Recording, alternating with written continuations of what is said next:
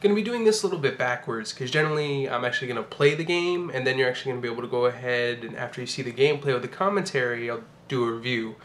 But considering that I've already finished the game and I'm going to be doing the gameplay again later, I figured at least give you all a review of Dynasty Warriors 7 Empires. And I know a lot of you are like, oh, what you're just holding air. Well, that's because in North America you can't actually buy a physical retail disc copy of Dynasty Warriors 7 Empires, because apparently the series is no longer as popular as it used to be in the US, and generally you're only going to be able to do a direct download through the PlayStation Network. It's not even available for the Xbox 360 this time around.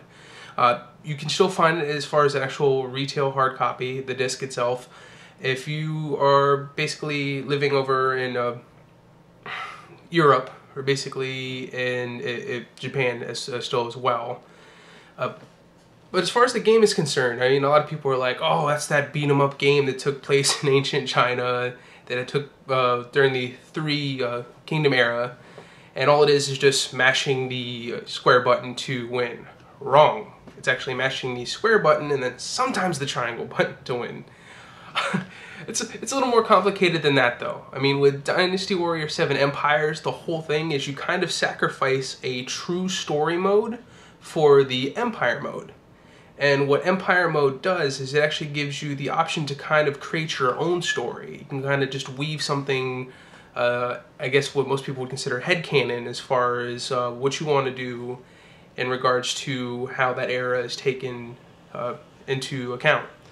And with Empire mode, there's many different basic setups that they give you as far as a key story or time during a certain period, or even certain battles, to which you can go ahead and choose the breakdown from there. Or you also have the option of go ahead and choosing one of the other options, which is just completely free to tinker around with and go ahead and kind of make your own scenario. And it's also a lot more strategy than what you would have with the other Dynasty Warriors, such as Dynasty Warriors itself as a series, or even Extreme. The focus on this one is more about building up your empire, as you either start off as a freelance soldier who basically can go from there and become a vagabond leader, to where you can basically just be the leader of a group of mercenaries working for other kingdoms, or you can become a part of one of those kingdoms, or even go as far as being a ruler yourself. And so you have many different ways you can go about the Empire mode as far as having fun. In my opinion, starting off as a ruler is probably one of the more difficult options to do. Overall, the game is not that difficult, and I think a lot of people believe that the strategy really doesn't take much place in the game until you get later on towards the, actually towards the end it gets a little bit easier. I should say it only gets harder when you're playing on the harder difficulties. Especially Chaos, towards the beginning, it can be a real pain. And that's really where you need to start thinking about what territories you want to take, whether or not you want to go ahead and put resources into getting better weapons, or keeping your current forts, because if you run out, well, then obviously you lose. Your empire is eliminated. In regards to the actual edit officer mode, which is something that's been around for a while, it's probably as far as main characters that you could choose from, the largest roster so far. They basically have a lot of the old people that's from all the other Dynasty Wars, but they've had an addition of a new character as well as 2 new weapons. And not to mention, as far as the edit officer mode itself is concerned, you can of course create your own character. There's a plethora of different options to choose from as far as different faces, eyes, noses, the outfits, not to mention outfits that you can purchase through playing through the game. You get bonus points to later on purchase even more outfit options. And it even comes down to sliders, so you can go ahead and morph around faces, body types, and so on and forth, so you can make a pretty unique character. I mean, it would be kind of hard playing online to see somebody who looks exactly like somebody that you've created. Not to mention the amount of weapons. I've played just about every Dynasty Warrior so far, and I've yet to see a collection of as many weapons as this one has to choose from. And They also implemented the whole 2-weapon system, so if you want to, you can fluently switch between one weapon to the other in the middle of combat, and in doing so, sometimes they have some special abilities. So there is, you know, a little bit of strategy as far as using that, because sometimes battles can get really hectic. Besides the edit mode, there's as far as empires are concerned, once you get into that mode, I mean, you'll probably see as far as some of the video that you're going to see popping up on the side here, you basically go kind of like month by month as it continues on, and based on what mode you're playing, you see different kinds of resources. You have the little bun, that's basically your food, obviously. You have the little scrolls, which is your info, and then you have the little coins, which is your money. And basically everything kind of has a cost. You have your setup for the food is generally going to be for building up training, getting your troops, getting each officer to have more troops, or usually other things as far as that is concerned. You also have the ability to either invest info or food into getting a better investment rating, which means at the end of each month, based on territories you have, you can get more resources that you generally would need. You can spend a combination of money, and I believe it's info, to actually further increase your weaponry levels. That way you yourself can buy better weapons, which is certainly going to make things a lot easier for you, considering your character is going to be the one that's doing most of the legwork no matter what mode you choose. You also have what kind of breaks up the gameplay a little bit, because I can understand how a lot of people feel they can be very repetitive, just going through match and match and match, you know, fighting all the time, is you will get unique cutscenes from time to time based on things that you do. You can even get married. So if you have a high enough relationship by building it up through the use of info and other resources, you can actually go ahead and either have a vowed sibling, or even a spouse. It's restricted to, you know, separate genders. You can't have same-sex marriage for those who may have been looking forward to that. So, I mean, there's definitely something there. You kind of lose out on the story, which a lot of people tend to like, but you can kind of create your own, and you do get unique cutscenes that kind of keep things a little bit interesting. Now, the game does get a little bit, again, repetitive. I mean, okay, you're going around smashing, there's the addition of strategy, and you do have the cutscenes that tend to keep it fresh. But I mean, you can only go through Empire mode so many times before it kind of just feels like more of the same.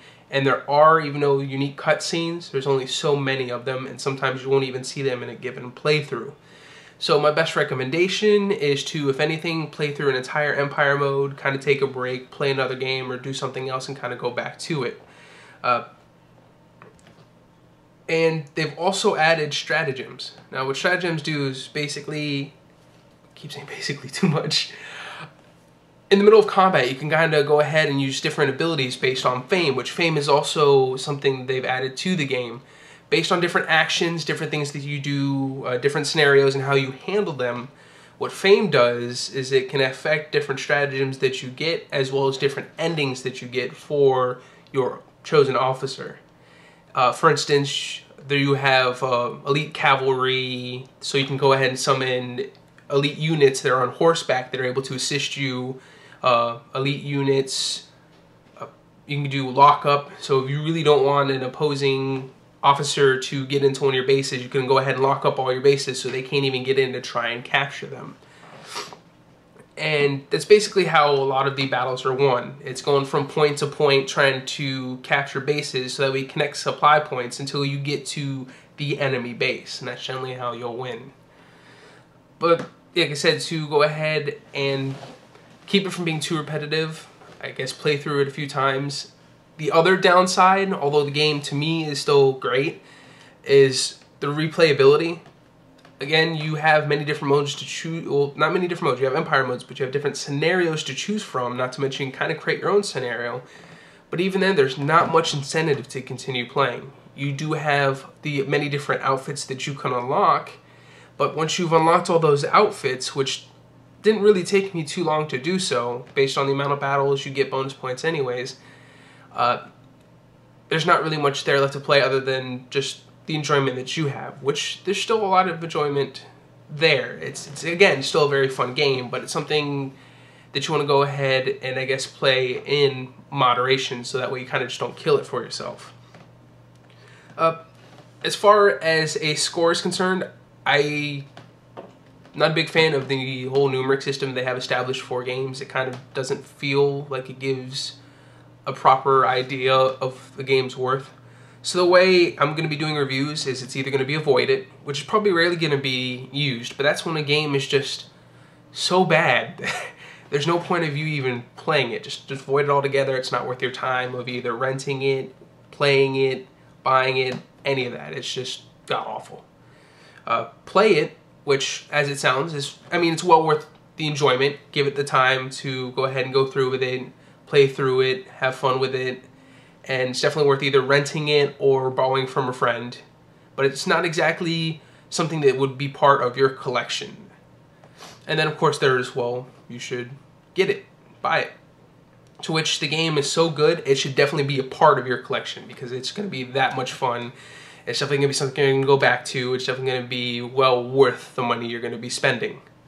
And as far as Dynasty Warriors 7 Empires, Dynasty Warriors 7 Empires goes, I would say if you're a fan of the Dynasty Warriors series, it is definitely well worth the purchase. I am still having fun with it, despite some of the negatives that I've pointed out.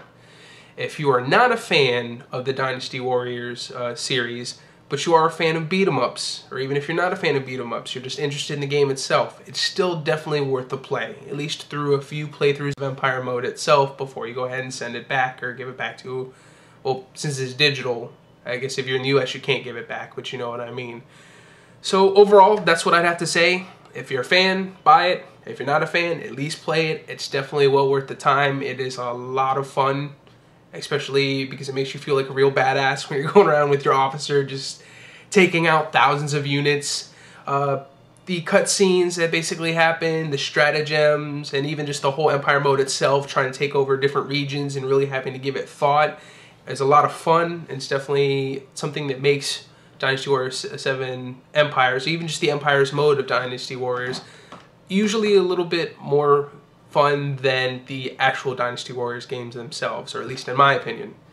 And that's what I have to say as far as that's concerned. Hope this review was helpful towards whether or not you wanted to purchase it, or at least give it a shot, give you some information as far as that's concerned.